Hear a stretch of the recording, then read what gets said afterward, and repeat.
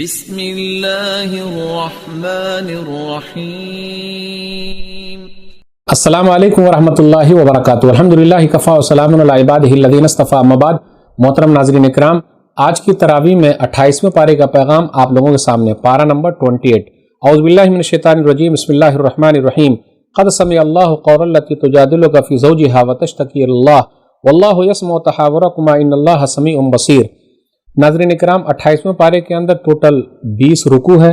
28ویں پارے میں ٹوٹل 137 آیتیں ہیں۔ 28ویں پارے کے اندر 9 صورتیں ہیں اور 9 کی 9 صورتیں مدنی ہیں۔ 28ویں پارے میں 9 کی 9 صورتیں مدنی ہیں۔ کون کون سی صورتیں؟ سورہ مجادلہ سورہ نمبر 58 مدنی سورہ ہے، 22 آیتیں ہیں، 3 رکوع ہیں۔ اس کے بعد سورہ حشر سورہ نمبر 59 مدنی سورہ ہے، 24 آیتیں ہیں، 3 رکوع ہیں۔ اس کے بعد سورہ ممتحنہ سورہ نمبر 60 مدنی سورہ ہے، 13 آیتیں ہیں، 2 رکوع ہیں۔ اس کے بعد سورہ صف سورہ نمبر 61 مدنی سورہ ہے، 14 آیتیں ہیں، 2 رکوع ہیں۔ اس کے بعد سورہ جمعہ سورہ نمبر 62 مدنی سورہ ہے، 11 آیتیں ہیں، 2 رکوع ہیں۔ اس کے بعد سورہ منافقون مدنی سورہ ہے، 11 آیتیں ہیں، 2 رکوع ہیں۔ اس کے بعد سورہ تغابن سورہ نمبر 64 مدنی سورہ ہے، 18 آیتیں ہیں، 2 رکوع ہیں۔ اس کے بعد سورہ طلاق سورہ نمبر 65 12 آیتیں ہیں، 2 رکوع ہیں۔ سورہ تحریم سورہ نمبر 66 مدنی سورہ ہے، 12 آیتیں ہیں، 2 رکوع ہیں۔ پہلی سورہ ہے سورہ مجادلہ۔ سورہ مجادلہ مدنی سورہ ہے، 22 آیتیں، 3 رکوع ہے۔ سورہ مجادلہ کے بارے میں ایک بات یاد رکھیے، اس کے اندر 22 آیتیں ہیں اور 22 کی 2200 آیتوں میں اللہ کا نام ایک بار یا 2 بار ضرور آیا ہے۔ یقین نہ ہو تو کھول کے دیکھ لیجئے اور اپنے ایمان کو تازہ کر لیجئے۔ آئیے لیتے ہیں۔ قد سمع اللہ قول التی تجادلک فی زوجہا وتشتکی الی اللہ واللہ یسمع تحاورکما ان اللہ سمیع بصیر۔ اے نبی صلی اللہ علیہ وسلم، یقیناً اللہ نے اس عورت کی بات سن لی جو آپ سے اپنے شوہر کے بارے میں جھگڑ رہی تھی اور اللہ کی طرف شکایت کر رہی تھی، اور اللہ تم دونوں کی گفتگو سن رہا تھا۔ بے شک اللہ خوب سننے والا، خوب دیکھنے والا ہے۔ اس عورت سے مراد خولہ بنت ثعلبہ رضی اللہ تعالیٰ عنہ ہے۔ شوہر جو ہے ان کے کون تھے؟ اوس بن صامت رضی اللہ تعالیٰ عنہ۔ کہ مسئلہ کیا تھا؟ مسئلہ یہ تھا کہ اوس بن صامت رضی اللہ تعالیٰ عنہ نے اپنی بیوی خولہ بنت ثعلبہ سے زہار کر لیا۔ زہار مطلب اپنی بیوی سے یہ کہا، انتی علیہ کظہر امی، کہ تو میرے نزدیک میری ماں کی پیٹھ کی طرح ہے، یعنی ماں جس طرح حرام اس طرح اب تو حرام ہو گئی۔ اس مسئلے کے بارے میں کوئی جانکاری نہیں تھی، تو نبی صلی اللہ علیہ وسلم نے وحی کا انتظار کیا اور کہا گیا کہ اگر کوئی بھی ایسا کرے گا اور ایسا بولے گا تو اس کا بڑا نقصان ہے۔ نمبر 1 ایک غلام آزاد کرنا ہے۔ نمبر 2 مہینے کے لگاتار اس کو روزہ رکھنا ہے۔ نمبر 3 یا 60 مسکین کو کھانا کھلانا پڑے گا، تبھی یہ چیز ختم ہوگی، یہ کفارے کے طور پر ہے۔ آگے یہ بیان کیا جا رہا ہے، وَتِلْكَ حُدُودُ اللَّهِ، اللہ کی یہ حدود ہیں۔ آگے اس کے بعد یہودیوں کی شرارتوں کا ذکر ہے، آیت نمبر 8، 9، 10 کے اندر۔ أَلَمْ تَرَ إِلَى الَّذِينَ نُهُوا عَنِ النَّجْوَىٰ ثُمَّ يَعُودُونَ لِمَا نُهُوا، کیا آپ نے ان لوگوں کی طرف نہیں دیکھا جنہیں سرگوشی کرنے سے روکا گیا تھا، پھر وہ اسی چیز کی طرف لوٹتے ہیں۔ آگے بیان کیا جا رہا ہے، إِنَّمَا النَّجْوَىٰ مِنَ الشَّيْطَانِ، بے شک بری سرگوشی شیطان کی طرف سے ہے۔ اس کے بعد ایمان والوں سے کہا جاتا، تَفَصَّحُوا فِي الْمَجَالِسِ فَافْصَحُوا يَفْصَحِ اللَّهُ لَكُمْ، جب مجلسوں میں بیٹھو تو ذرا کشادگی پیدا کرو، اللہ تمہیں کشادگی دے گا۔ ایمان والوں کا اور علم والوں کا درجہ بہت بلند ہے۔ یرفع اللہ الذین آمنوا منکم والذین اوتوا العلم درجات، آیت نمبر 11۔ جو ایمان لائے اور علم دیے گئے ان کے درجے جو ہے بہت بلند ہے۔ اس کے بعد منافقوں کا تذکرہ ہے، ما ہم منکم ولا منہم، کیا آپ نے ان لوگوں کی طرف نہیں دیکھا جنہوں نے اس قوم سے دوستی کی جن پر اللہ کا غضب ہوا، نہ وہ تم میں سے ہیں اور نہ ان میں سے ہیں۔ وَيَحْلِفُونَ عَلَى الْكَذِبِ وَهُمْ يَعْلَمُونَ، اور وہ جھوٹ پر قسمیں کھاتے ہیں حالانکہ وہ جانتے ہیں۔ اس کے بعد یہ بیان کیا جا رہا ہے، اللہ کے عذاب سے نہ تو ان کے مال ان کے کچھ کام آئیں گے نہ ان کی اولاد، یہی لوگ جہنمی ہیں اور یہ لوگ شیطان کے گروہ ہیں۔ اولئک حزب الشیطان الا ان حزب الشیطان هم الخاسرون، خبردار یقیناً شیطان کا گروہ خسارہ پانے والا ہے۔ اب اس کے بعد اللہ نے کہا، کتب اللہ لاغلبن انا ورسلی ان اللہ قوی عزیز، اللہ نے لکھ دیا کہ میں اور میرے رسول ضرور غالب آئیں گے، بے شک اللہ بڑی قوت والا نہایت غالب ہے۔ اس کے بعد بیان کیا جا رہا ہے، آپ ایسی قوم نہیں پائیں گے جو اللہ پر اور آخرت کے دن پر ایمان رکھتی ہو پھر وہ ان لوگوں سے دوستی رکھے جنہوں نے اللہ اور اس کے رسول کی مخالفت کی، خواہ وہ ان کے باپ ہوں، بیٹے ہوں، بھائی ہوں یا ان کے قبیلے کے لوگ ہوں۔ یہ وہ لوگ ہیں جن کے دلوں میں اللہ نے ایمان لکھ دیا ہے اور اپنی طرف سے ایک نور کے ساتھ انہیں قوت دی ہے، اور ان لوگوں کو جنت میں داخل کرے گا جس کے نیچے نہریں بہتی ہیں۔ اولئک حزب اللہ، یہ لوگ اللہ کے گروہ ہیں۔ الا ان حزب اللہ هم المفلحون، یہی گروہ کامیاب ہونے والے ہیں۔ تو یہ ایمان والوں کا اور صحابہ کرام کا تذکرہ ہے۔ اب اس کے بعد سورہ حشر، مدنی سورہ ہے، 24 آیتیں، 3 رکوع ہیں۔ سبح للہ ما فی السماوات وما فی الارض وهو العزیز الحکیم، جو کچھ آسمان و زمین میں سب اللہ کی تسبیح بیان کر رہی، وہ نہایت غالب خوب حکمت والا ہے۔ اس کے بعد یہودیوں کے ایک قبیلے بنو نذیر کا ذکر ہے۔ یہ ان کی پہلی جلا وطنی اس لیے کیونکہ پہلی بار انہیں مدینہ سے نکالا گیا، پھر وہ خیبر میں جا کر مقیم ہو گئے۔ اس کے بعد عمر رضی اللہ تعالیٰ عنہ کے زمانے میں ان کو خیبر سے بھی نکال دیا گیا تھا اور ان کی یہ دوسری جلا وطنی تھی۔ تو انہی لوگوں کا ذکر ہے، ما ظننتم ان یخرجوا وظنوا انہم مانعتہم حصونہم من اللہ، تم نے یہ بھی گمان نہیں کیا تھا کہ وہ نکلیں گے اور انہوں نے سمجھا تھا کہ بے شک ان کے قلعے ان کو اللہ کے عذاب سے بچا لیں گے۔ فآتاہم اللہ من حیث لم یحتسبوا وقذف فی قلوبہم الرعب یخربون بیوتہم بایدیہم، پھر ان پر اللہ کا عذاب ایسی جگہ سے آیا جہاں سے انہوں نے گمان نہیں کیا تھا، اور ان کے دلوں میں اللہ نے رعب ڈال دیا، وہ اپنے گھروں کو اپنے ہی ہاتھوں اجاڑ رہے تھے اور مومنوں کے ہاتھوں بھی۔ تو اے آنکھ والو تم عبرت پکڑو۔ مدینہ کے اندر یہودیوں کے 3 قبیلے آباد تھے، بنو نذیر، بنو قریظہ، بنو قینقاع۔ تو یہاں بنو نذیر کا ذکر ہے کہ ان کو مدینہ سے خیبر کی طرف بھیج دیا گیا۔ اب آگے یہ بیان کیا جا رہا مال جو ہے لوگوں میں تقسیم ہو، صرف مالداروں کے پاس ہی نہ رہے، کَیْ لَا یَکُونَ دُولَةً بَیْنَ الْأَغْنِیَاءِ مِنْکُمْ، آیت نمبر 7 میں، تاکہ وہ مال تمہارے دولت مندوں کے درمیان ہی گردش نہ کرے۔ اب غور کرتے ہوئے چلے، مال میں سے ہر ایک کو ملنا چاہیے، لیکن دیکھ لیجئے ابھی پوری دنیا میں چند ہی لوگ کے پاس مال جمع ہے، مالدار مالدار ہوتا جا رہا ہے اور غریب غریب ترین ہوتا جا رہا ہے۔ وَمَا آتَاكُمُ الرَّسُولُ فَخُذُوهُ وَمَا نَهَاكُمْ عَنْهُ فَانْتَهُوا وَاتَّقُوا اللَّهَ إِنَّ اللَّهَ شَدِيدُ الْعِقَابِ، آیت نمبر 7 میں ہے، رسول جو دے اس کو لے لو، جس سے منع کرے اسے رک جاؤ، اللہ سے ڈرو، بے شک اللہ تعالیٰ سخت پکڑ کرنے والا ہے۔ اس کے بعد مہاجرین کا تذکرہ ہے، انصاریوں کا تذکرہ ہے۔ انصاریوں کا تذکرہ کرتے ہوئے اللہ نے کہا وَيُؤْثِرُونَ عَلَىٰ أَنفُسِهِمْ وَلَوْ كَانَ بِهِمْ خَصَاصَةٌ، انصار صحابہ جو تھے مدینہ کے اندر کہ وہ اپنے آپ پر ترجیح دیتے ہیں دوسروں کو جبکہ خود ہی اس کے وہ محتاج ہیں۔ پھر آگے بیان کیا جا رہا کہ ایمان والے جو ہیں وہ دعا کرتے ہیں، ربنا اغفر لنا ولاخواننا الذین سبقونا بالایمان ولا تجعل فی قلوبنا غلا للذین آمنوا ربنا انک رؤوف رحیم۔ یہ بہترین آیت ہے دل کی صفائی کے لیے، حسد اور جلن سب کو ختم کرنے کے لیے۔ اے ہمارے رب، ہمیں اور ہمارے ان بھائیوں کو بخش دے جنہوں نے ایمان لانے میں ہم سے پہل کیا، اور ہمارے دلوں میں ایمان والوں کے لیے کوئی کینہ نہ رکھ۔ اے ہمارے رب، یقیناً تو بڑا شفقت کرنے والا، بڑا مہربان ہے۔ اس کے بعد منافقوں کا ذکر ہے کہ وہ یہودیوں سے کہتے تھے لئن اخرجتم لنخرجن معکم، اگر تم کو نکالا گیا تو ہم بھی تمہارے ساتھ نکلیں گے، اور اگر تم سے قتال کیا گیا تو ہم تمہاری مدد کریں گے، لیکن جب ان کو نکالا گیا تو ان کے ساتھ نکلے ہی نہیں۔ اس کے بعد بیان کیا جا رہا ہے تحسبهم جميعا وقلوبهم شتى، آیت نمبر 14 میں ہے آپ ان کو اکٹھے سمجھتے ہیں جبکہ ان کے دل جدا جدا ہیں۔ اس کے بعد ایمان والوں سے کہا جاتا ہے آیت نمبر 18 میں یا ایھا الذین آمنوا اتقوا اللہ ولتنظر نفس ما قدمت لغد واتقوا اللہ ان اللہ خبیر بما تعملون، اے ایمان والو اللہ سے ڈرو اور ہر شخص کو دیکھنا چاہیے کہ اس نے کل کے لیے کیا بھیجا ہے، اور تم اللہ سے ڈرو، بے شک اللہ اس سے خوب خبردار ہے جو تم عمل کرتے ہو۔ پھر آگے بیان کیا جا رہا ہے کیا جہنمی اور جنتی برابر ہیں؟ اصحاب الجنت هم الفائزون، جنتی لوگ کامیاب ہونے والے ہیں۔ اس کے بعد قرآن کریم کے بارے میں ہے لو انزلنا هذا القرآن على جبل لرأيته خاشعا متصدعا من خشية الله وتلك الامثال نضربها للناس لعلهم يتفكرون، اگر ہم یہ قرآن کسی پہاڑ پر نازل کرتے تو آپ اسے دیکھتے کہ وہ اللہ کے ڈر سے جھک جاتا یا پھٹ جاتا، اور یہ مثالیں ہم لوگوں کے لیے بیان کرتے ہیں تاکہ لوگ غور و فکر کریں۔ اور اس کے بعد اخیر کی جو 3 آیتیں 22، 23، 24 سورہ حشر سورہ نمبر 59 میں یہ اللہ کے بارے میں ہے، اللہ کے اسماء کا ذکر ہے، اللہ کے ناموں کا ذکر ہے۔ وہی اللہ معبود برحق ہے، عالم الغیب والشہادہ، جو پوشیدہ اور ظاہر ہر چیز کا جاننے والا، ہے الرحمن الرحیم، وہی رحمان ہے وہی رحیم ہے۔ معبود برحق وہی اللہ ہے، الملک القدوس السلام المؤمن المہیمن العزیز الجبار المتکبر، وہ بادشاہ ہے نہایت پاک ہے، سلامتی والا، امن دینے والا، نگہبان، نہایت غالب، زبردست اور بڑائی والا ہے۔ آگے بیان کیا جا رہا ہے اللہ الخالق البارئ المصور له الاسماء الحسنى یسبح له ما في السماوات والارض وهو العزیز الحکیم، وہ اللہ ہی ہے جو پیدا کرنے والا، نئے سرے سے بنانے والا، صورت بنانے والا، اسی کے لیے بہترین نام ہے، اچھے اچھے نام ہے، اسی کی تسبیح بیان کرتی ہے جو چیز آسمان و زمین میں ہے، وہ نہایت غالب خوب حکمت والا ہے۔ اس کے بعد سورہ ممتحنہ سورہ نمبر 60 مدنی سورہ ہے، 13 آیتیں، 2 رکوع ہیں۔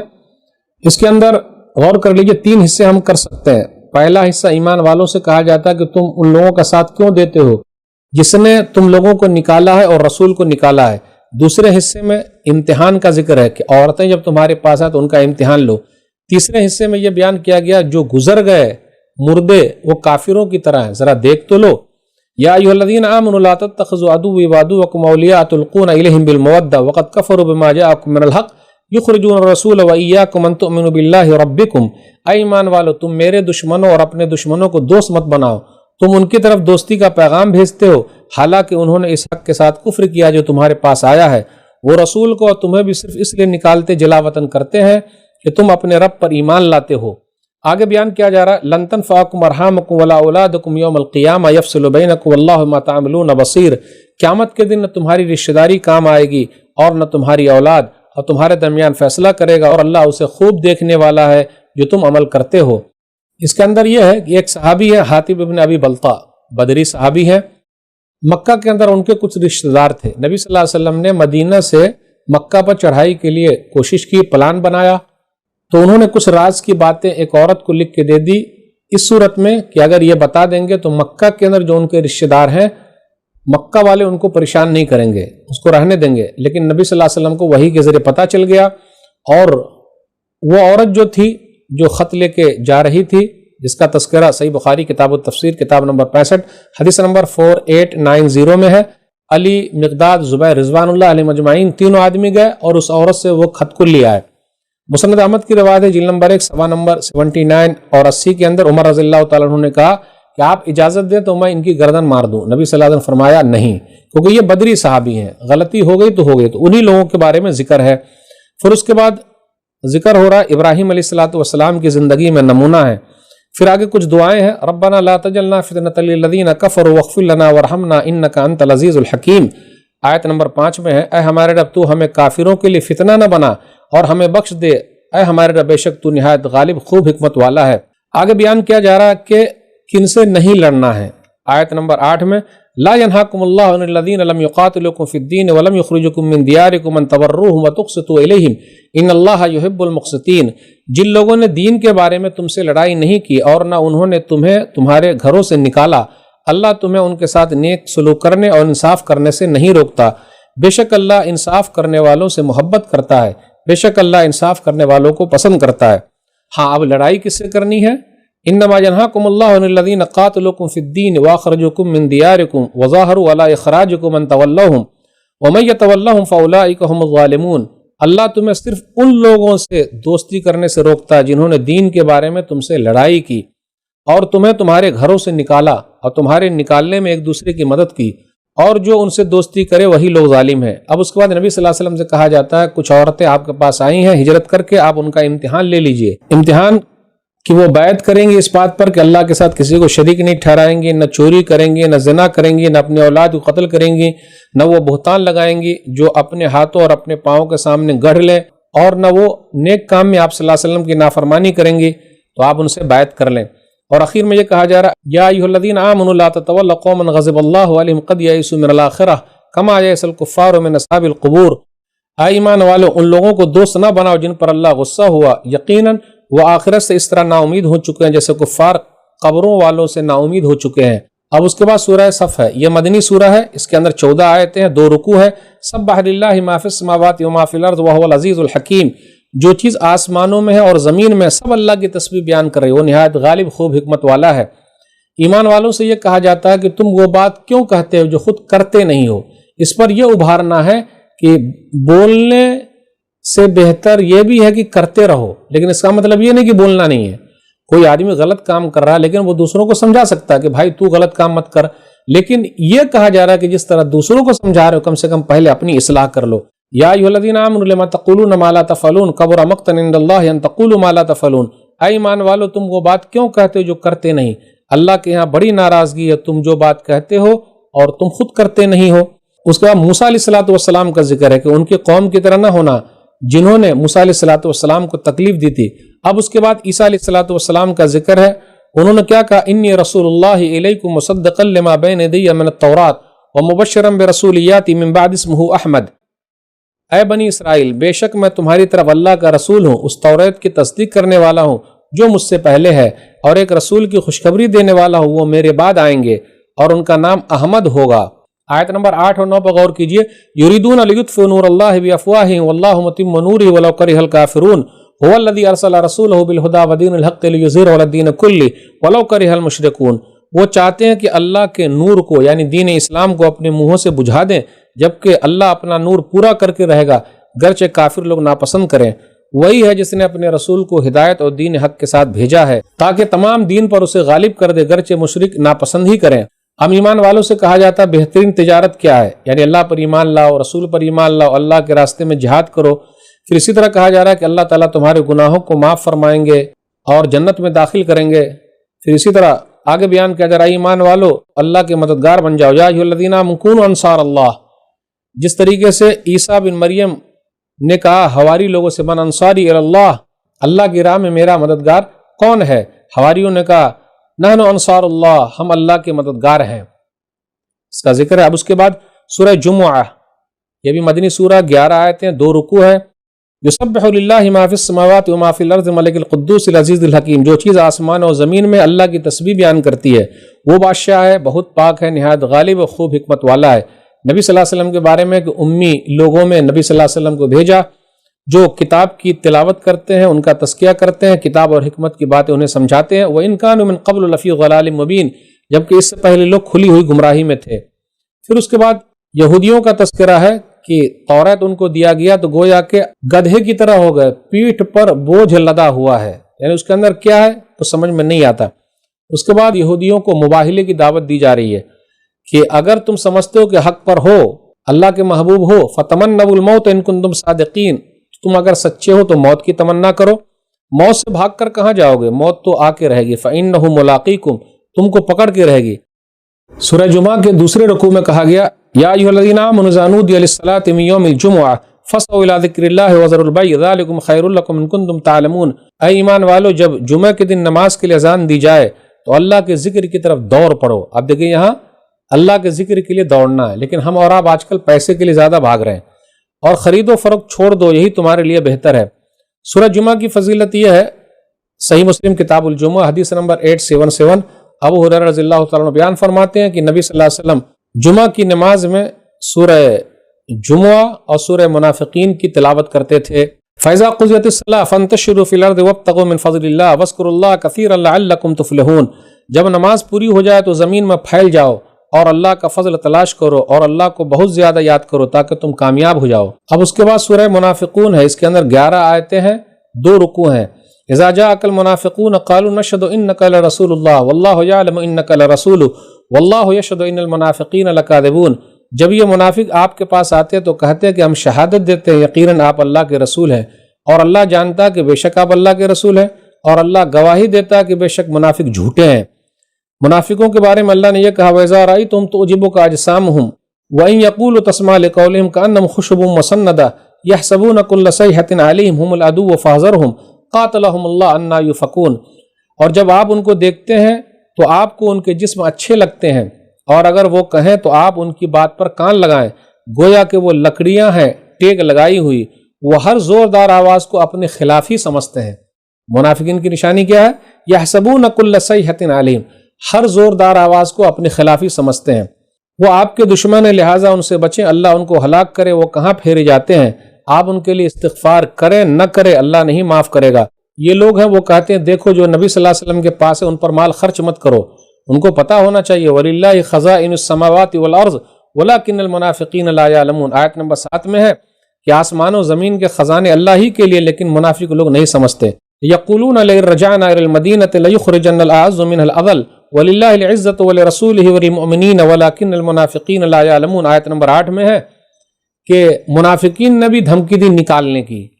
منافقوں کا سردار عبداللہ بن ابی بن سلول نے کہا کہ ابھی ہم مدینہ پہنچیں گے تو وہاں جتنے لوگ مہاجر آئے ہیں سب کو ہم نکال دیں گے. وہ کہتے ہیں اگر ہم مدینہ واپس لوٹے تو عزت والے ذلیل ترین لوگوں کو وہاں سے ضرور نکال دیں گے. حالانکہ عزت تو اللہ کے لیے ہے اور اس کے رسول کے لیے اور مومنوں کے لیے ہے، لیکن منافق لوگ نہیں جانتے. پھر اس کے بعد کہا جا رہا ہے ایمان والو تمہارے مال تمہاری اولاد اللہ سے غافل نہ کر دے. یا ایھا الذین آمنوا لا تلھکم اموالکم ولا اولادکم عن ذکر اللہ ومن یفعل ذلک فاولئک هم الخاسرون. جو کوئی ایسا کرے گا وہ گھاٹا پانے والے میں سے. پھر آگے کہا جا رہا مال خرچ کرو قبل اس کے کہ موت آ جائے. تو جب موت آ جاتی تو آدمی کہتا ہے کہ ہم کو مہلت مل جائے، فَأَصَّدَّقَ وَأَكُن مِّنَ الصَّالِحِينَ، تاکہ میں صدقہ کر لوں اور نیک لوگوں میں سے ہو جاؤں۔ ہرگز کسی کو مہلت نہیں ملے گی۔ اب اس کے بعد سورہ تغابن، ہار جیت کا دن، مدنی سورہ ہے، 18 آیتیں ہیں، 2 رکوع ہیں۔ یسبح للہ ما فی السماوات وما فی الارض لہ الملک ولہ الحمد وہو علی کل شیء قدیر۔ جو چیز بھی آسمان اور زمین میں اللہ کی تسبیح بیان کرتی ہے اسی کے لیے بادشاہت ہے، اسی کے لیے تمام تعریف ہے، وہ ہر چیز پر قادر ہے۔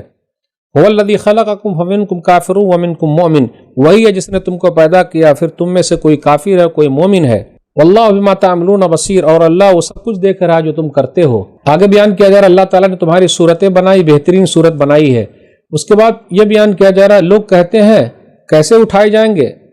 اللہ نے کہا آپ کہہ دیجئے میرے رب کی قسم، آیت نمبر 7 میں، ضرور اٹھائے جاؤ گے۔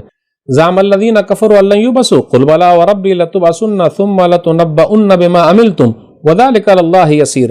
کافروں نے یہ دعویٰ کیا کہ وہ مرنے کے بعد دوبارہ ہرگز نہیں اٹھائے جائیں گے۔ کہہ دیجئے کیوں نہیں، میرے رب کی قسم تم ضرور اٹھائے جاؤ گے، پھر ضرور تمہیں اس کی خبر دی جائے گی جو تم نے دنیا کے اندر کیا ہے، اور یہ اللہ پر بہت آسان ہے۔ آیت نمبر 8 پر غور کیجئے، فآمنوا باللہ ورسولہ والنور الذی انزلنا واللہ بما تعملون خبیر۔ چنانچہ تم اللہ پر اور اس کے رسول پر اور اس نور پر، تو یہاں نور سے مراد قرآن کریم ہے، ایمان لاؤ، کیونکہ اس سے پہلے رسول کا نام تو ہی رسول پر ایمان لاؤ، تو پتہ یہ چلا نور جہاں جہاں بھی قرآن میں آیا اس سے مراد قرآن کریم ہے، کیونکہ یہاں رسول کا نام آ چکا، یہی آیت دلیل ہے۔ سورہ تغابن سورہ نمبر 64 آیت نمبر 8، اور اس نور پر ایمان لاؤ جو ہم نے نازل کیا، اور اس سے خوب خبردار ہے جو تم عمل کرتے ہو۔ اب اس کے بعد کہا جاتا ہے جس دن وہ تمہیں جمع ہونے کے بعد اکٹھا کرے گا وہ ہار جیت کا دن ہوگا، ذالک یوم التغابن۔ ایمان والے جیت جائیں گے، دوسرے لوگ ہار جائیں گے، ان لوگوں کے لیے جنت ہے جو ایمان والے ہیں، جو کافر لوگ ان لوگوں کے لیے جہنم ہے۔ ما اصاب من مصیبت الا باذن اللہ، آیت نمبر 11، جو بھی مصیبت پہنچتی ہے وہ اللہ کے حکم سے ہے۔ نبی صلی اللہ علیہ وسلم سے کہا جا رہا ہے آپ کا کام پیغام پہنچا دینا ہے۔ اس کے بعد آیت نمبر 14 اور 15 پر غور کیجئے، یا ایھا الذین آمنوا ان من ازواجکم واولادکم عدوا لکم فاحذروہم وان تعفوا وتصفحوا وتغفروا فان اللہ غفور رحیم۔ اے ایمان والو، بے شک تمہاری بیویاں اور تمہاری اولاد میں سے بعض تمہارے دشمن ہیں، لہٰذا ان سے محتاط رہو، اگر تم معاف کر دو اور درگزر کر دو اور بخش دو تو بے شک اللہ بڑا بخشنے والا نہایت رحم کرنے والا ہے۔ انما اموالکم واولادکم فتنہ واللہ عندہ اجر عظیم، تمہارے مال تمہاری اولاد آزمائش ہیں اور اللہ ہی کے پاس بہت بڑا اجر ہے۔ فاتقوا اللہ ما استطعتم، جتنی طاقت ہے اللہ سے ڈرتے رہو۔ پھر آگے کہا اگر تم اللہ تعالیٰ کو قرض حسنہ دو گے تو تمہارا ہی فائدہ ہے۔ آگے سورہ طلاق ہے، یہ مدنی سورہ، اس کے اندر 12 آیتیں، 2 رکوع ہیں۔ یا ایھا النبی اذا طلقتم النساء فطلقوہن لعدتہن واحصوا العدہ، اے نبی صلی اللہ علیہ وسلم مسلمانوں سے آپ کہیے جب تم عورتوں کو طلاق دو تو ان کی عدت کے شروع میں طلاق دو اور عدت کو شمار کرو، واحصوا العدہ، عدت کو شمار کرو۔ تو پتہ یہ چلا کئی مہینے میں دینے کا ذکر ہے، وہ 3 مہینے کا، اس لیے تو کہا جا رہا شمار کرو، یاد کرو، فوراً ختم مت کر دو۔ آگے کہا جا رہا لا تدری لعل اللہ یحدث بعد ذلک امرا، آپ نہیں جانتے شاید اس طلاق کے بعد کوئی نئی بات اللہ پیدا کر دے۔ ومن یتق اللہ یجعل لہ مخرجا، آیت نمبر 2 میں جو اللہ سے ڈرے گا اللہ اس کے لیے مشکلات سے نکلنے کا راستہ آسان کر دے گا۔ ویرزقہ من حیث لا یحتسب، آیت نمبر 3 میں ہے وہاں سے اللہ روزی دے گا جہاں سے اسے گمان بھی نہیں ہے۔ ومن یتوکل علی اللہ فہو حسبہ، جو اللہ پر بھروسہ کرے گا اللہ اس کے لیے کافی ہے۔ اس کے بعد کہا جا رہا ہے تمہاری عورتوں میں سے جو حیض سے نا امید ہو جائے تو ان کی عدت 3 مہینے ہے۔ پھر اسی طرح حاملہ عورت کی عدت جب بچہ پیدا ہو جائے وہی ہے۔ پھر اس کے بعد یہ بیان کیا جا رہا ہے وَمَن یتق اللہ یجعل لہ من امرہ یسرا، جو اللہ سے ڈرے گا تو اللہ اس کے لیے اس کے کام میں آسانی پیدا کر دے گا۔ وَمَن یتق اللہ یکفر عنہ سیئاتہ ویعظم لہ اجرا، جو اللہ سے ڈرے گا اللہ اس کی برائیاں اسے دور کر دے گا اور اسے بڑا اجر دے گا۔ اسکنوہن من حیث سکنتم من وجدکم ولا تضاروہن لتضیقوا علیہن، تم جہاں کہیں بھی رہو اپنے بال بچوں کے ساتھ رہو۔ آگے بیان کیا جا رہا لینفق ذو سعۃ من سعتہ ومن قدر علیہ رزقہ فلینفق مما آتاہ اللہ، جس کے پاس جیسی طاقت ہے وہی حساب سے خرچ کرے۔ آگے بیان کیا جا رہا سیجعل اللہ بعد عسر یسرا، آیت نمبر 7 میں عنقریب اللہ تنگی کے ساتھ آسانی پیدا کرے گا۔ اخیر میں یہ بیان کیا جا رہا اللہ الذی خلق 7 سماوات ومن الارض مثلہن، آیت نمبر 12 میں اللہ وہ ہے جس نے 7 آسمان پیدا کیے اور اسی کے مثل زمینیں بھی۔ تو اسے یہ پتا چلا جس طرح 7 آسمانیں ہیں 7 زمینیں بھی ہے۔ بخاری شریف کے اندر ایک روایت اس کے لیے آئی ہے، حدیث نمبر 2453۔ اب 28ویں پارے کی آخری سورہ ہے سورہ تحریم، یہ مدنی سورہ ہے، اس کے اندر 12 آیتیں ہیں، 2 رکوع ہیں۔ یا ایھا النبی لما تحرم ما احل اللہ لک تبتغی مرضات ازواجک واللہ غفور رحیم، اے نبی صلی اللہ علیہ وسلم آپ حلال چیز کو حرام ٹھہرانے والے ہوتے کون ہیں؟ کیا اس لیے کہ آپ اپنی بیویوں کی رضامندی چاہتے ہیں؟ اور اللہ بڑا بخشنے والا نہایت رحم کرنے والا ہے۔ نبی صلی اللہ علیہ وسلم کی بیویوں میں سے عائشہ رضی اللہ تعالیٰ عنہ اور حفصہ رضی اللہ تعالیٰ عنہ نے آپس میں مشورہ کیا کہ نبی صلی اللہ علیہ وسلم جب آئیں گے تو کہیں گے کہ آپ کے منہ سے مغافیر کی بدبو آ رہی ہے، بو آ رہی ہے۔ تو اس طرح نبی صلی اللہ علیہ وسلم بیوی کے پاس پہنچے تو انہوں نے ایسا ہی کہا، تو نبی صلی اللہ علیہ وسلم نے فرمایا کہ آئندہ میں اب شہد نہیں پیوں گا، جبکہ نبی صلی اللہ علیہ وسلم نے دوسری بیوی کے پاس شہد پیا تھا۔ تو شہد تو حلال ہے، تو حرام کرنے والے آپ کون ہوتے ہیں؟ جب نبی صلی اللہ علیہ وسلم کو حلال چیز کو حرام کرنے کا اختیار نہیں ہے تو کیا دوسرے کو ہے؟ کسی اور کو نہیں ہے۔ وَإِذَا سَرَّ النَّبِيُّ إِلَىٰ بَعْضِ أَزْوَاجِهِ حَدِيثًا، جب نبی صلی اللہ علیہ وسلم نے اپنی بیوی کو چھپا کر کے ایک بات کہی، پھر اس کے بعد نبی صلی اللہ علیہ وسلم کی بیویوں کو کہا جاتا ان تتوبا الی اللہ فقد سقط قلوبکما، اور اگر تم اللہ سے توبہ کرو تو یہ تمہارے لیے بہتر ہے، یقیناً تمہارے دل ٹیڑھے ہو گئے ہیں۔ نبی صلی اللہ علیہ وسلم کی بیویوں سے کہا جا رہا ہے کہ اگر نبی صلی اللہ علیہ وسلم تم کو طلاق دے دیں تو قریب ہے کہ ان کا رب بدلے میں اس سے بہتر بیویاں دے جو مسلمان ہیں، مومن ہیں، فرما بردار ہیں، توبہ کرنے والیاں ہیں، عبادت گزار ہیں، شوہر دیدہ یا کنواریاں ہیں۔ آیت نمبر 6 میں کہا گیا یا ایھا الذین آمنوا قوا انفسکم واہلیکم نارا، اے ایمان والو تم اپنے آپ کو اور اپنے گھر والوں کو جہنم کی آگ سے بچاؤ۔ دیکھیے پہلے اپنے آپ کو بچانا ہے، اپنی اولاد کی فکر کرنی ہے۔ اس کے بعد یا ایھا الذین کفروا لا تعتذروا اليوم انما تجزون ما کنتم تعملون، آیت نمبر 7 ہے۔ اے کافرو تم عذر پیش نہ کرو، تمہیں صرف اسی کا بدلہ دیا جائے گا جو تم کیا کرتے تھے۔ پورے قرآن مجید میں یہی ایک ایسی آیت ہے شاید کہ جس کے اندر یہ کہا گیا اے کافرو، جبکہ اس سے پہلے کیا تھا اے لوگو، اے ایمان والو، لیکن یہاں کیا اے کافرو بہت کم ہے، شاید ہی یہی ایک آیت ہے۔ اس کے بعد کہا جا رہا ہے اے ایمان والو یا ایھا الذین آمنوا توبوا الی اللہ توبۃ نصوحا، سچی اور خالص توبہ کرو، اللہ تعالیٰ تمہارے گناہوں کو معاف فرمائے گا، درگزر کر دے گا، جنت میں داخل کرے گا۔ وہاں کیا ہوگا؟ مومنوں کا نور آگے آگے بھاگتا ہوگا۔ ربنا اتمم لنا نورنا واغفر لنا انک علی کل شیء قدیر، اے ہمارے رب ہمارے لیے ہمارا نور پورا کر دے، ہمیں بخش دے، بے شک تو ہر چیز پر قادر ہے۔ اب اس کے بعد مثال دی جا رہی ہے، 2 طریقے کی 3 طریقے کی مثالیں آئے گی۔ ایک مثال تو یہ ہے کافروں کے لیے نوح علیہ الصلوۃ والسلام کی بیوی اور لوط علیہ الصلوۃ والسلام کی بیوی، کانتا تحت عبدین من عبادنا صالحین فخانتاہما فلم یغنیا عنہما من اللہ شیء وقیل ادخلا النار مع الداخلین۔ اب ہم 28ویں پارے کے اخیر میں چل رہے ہیں کہ وہ دونوں ہمارے 2 نیک بندوں کے نکاح میں تھی، پھر ان دونوں عورتوں نے ان کی خیانت کی، مطلب یہ ہے اپنے شوہروں کی نافرمانی ہو گئی، کافروں کے ساتھ چلی گئی، ایمان والی نہیں ہوئی، یہ خیانت کا مطلب ہے۔ تو ان دونوں نیک بندوں نے اللہ کے عذاب سے انہیں فائدہ نہ دیا۔ اب دیکھیے نوح علیہ الصلوۃ والسلام اپنی بیوی کے کام نہیں آئیں گے، لوط علیہ الصلوۃ والسلام اپنی بیوی کے کام نہیں آئیں گے۔ پتہ یہ چلا بندہ نیک کیوں نہ ہو، گھر کے اندر بھی بڑے مسئلے ہیں، اس لیے گھر والی کو سمجھانا آسان نہیں ہے، اور جس کو اچھی گھر والی ملی ہوئی اللہ کا شکر ادا کرے۔ کل قیامت کے دن کہا جائے گا دوزخ میں داخل ہونے والے کے ساتھ تم دونوں بھی داخل ہو جاؤ، یعنی ان دونوں عورتوں سے کہا جائے گا جو نوح علیہ الصلوۃ والسلام کی بیوی ہے اور لوط علیہ الصلوۃ والسلام کی بیوی۔ تو کافروں کے لیے یہ 2 عورتیں مثال ہے۔ اب ایمان والوں کے لیے کون سی عورتیں مثال ہیں؟ ایمان والوں کے لیے مثال ہے نبی صلی اللہ علیہ وسلم کی بیویوں سے بھی کہا جاتا ہے، ایمان والوں کے لیے فرعون کی بیوی آسیہ ایمان والی عورت مثال ہے۔ پھر اسی طرح عیسیٰ علیہ الصلوۃ والسلام کی ماں مثال ہے۔ مومنوں کے لیے مثال اللہ نے بیان کی، فرعون کی بیوی دعا کی اس نے، رب ابن لی عندک بیتا فی الجنہ ونجنی من فرعون وعملہ ونجنی من القوم الظالمین، اے میرے رب میرے لیے اپنے پاس جنت میں ایک گھر بنا اور مجھے فرعون اور اس کے عمل سے نجات دے اور مجھے ظالم قوم سے نجات دے۔ فرعون کی بیوی کا نام آسیہ تھا۔ دنیا کی 4 پختہ عورتوں میں سے، آئیڈیل عورتوں میں سے ایک فرعون کی بیوی آسیہ بھی ہے۔ اس کے بعد کہا جا رہا ہے وَمَرْيَمَ ابْنَتَ عِمْرَانَ الَّتِي أَحْسَنَتْ فَرْجَهَا فَنَفَخْنَا فِيهِ مِن رُوحِنَا وَصَدَّقَتْ بِكَلِمَاتِ رَبِّهَا وَكُتُبِهِ وَكَانَتْ مِنَ الْقَانِتِينَ، اور مریم بنت عمران کی مثال دی گئی جس نے اپنی شرمگاہ کی حفاظت کی تو ہم نے اس میں اپنی روح پھونک دی، اور اس نے اپنے رب کی باتوں اور اس کی کتابوں کی تصدیق کی، اور وہ فرما برداروں میں سے تھی۔ تو یہاں عیسیٰ علیہ الصلوۃ والسلام کی ماں کا ذکر ہے، یہ بھی دنیا کی 4 آئیڈیل عورتوں میں سے ہے۔ پتہ یہ چلا مومنہ عورتوں کے لیے مثال فرعون کی بیوی آسیہ ایمان والی عورت ہے، پھر اسی طرح عیسیٰ علیہ الصلوۃ والسلام کی ماں مریم بنت عمران ہے، یہ آئیڈیل ہے۔ ایسی عورتوں کو آئیڈیل بنانی چاہیے۔ تو یہ 28ویں پارے میں چند باتیں تھی۔ اللہ سے دعا ہے اللہ تعالی ہم لوگ قرآن کریم کو پڑھنے، سمجھنے، عمل کرنے اور لوگوں تک پہنچانے کی توفیق دے، آمین۔ والسلام علیکم ورحمۃ اللہ وبرکاتہ۔